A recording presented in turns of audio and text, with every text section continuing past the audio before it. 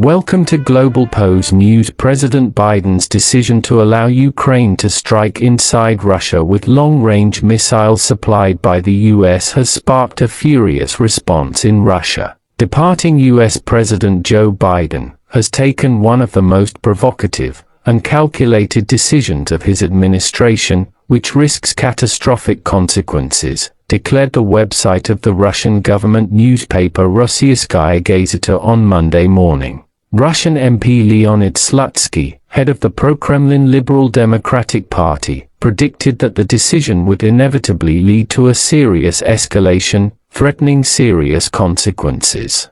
Russian Senator Vladimir Jabarov called it an unprecedented step towards World War III.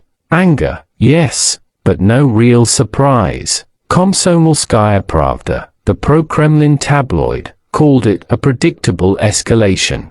What really counts, though, is what Vladimir Putin calls it and how the Kremlin leader responds. So far he's stayed silent. But on Monday President Putin's spokesman Dmitry Peskov told journalists that if such a decision has been taken it means a whole new spiral of tension and a whole new situation with regard to US involvement in this conflict. Mr. Peskov accused the Biden administration of adding fuel to the fire and continuing to stoke tension around this conflict. Western leaders would argue that it's Russia that is adding the fuel by recently deploying North Korean troops to the war zone to fight alongside Russian forces and by continuing to attack Ukraine. President Putin himself may have yet to comment, but Russia's president has said plenty before. In recent months, the Kremlin has made its message to the West crystal clear: do not do this, do not remove restrictions on the use of your long-range weapons,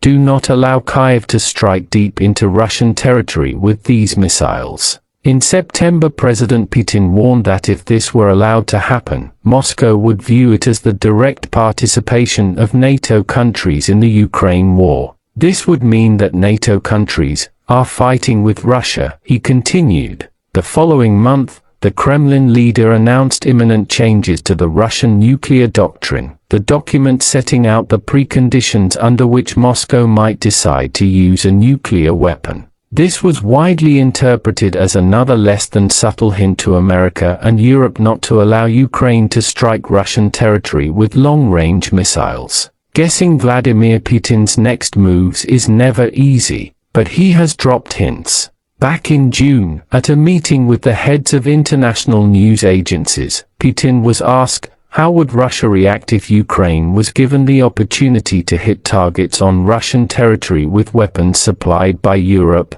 First, we will, of course, improve our air defense systems. We will be destroying their missiles, President Putin replied. Second, we believe that if someone is thinking it is possible to supply such weapons to a war zone to strike our territory and create problems for us, why can't we supply our weapons of the same class to those regions around the world where they will target sensitive facilities of the countries that are doing this to Russia? In other words, arming Western adversaries to strike Western targets abroad is something Moscow has been considering. For more updates, news, views from around the globe, follow us on all our social media platforms at Globalpose.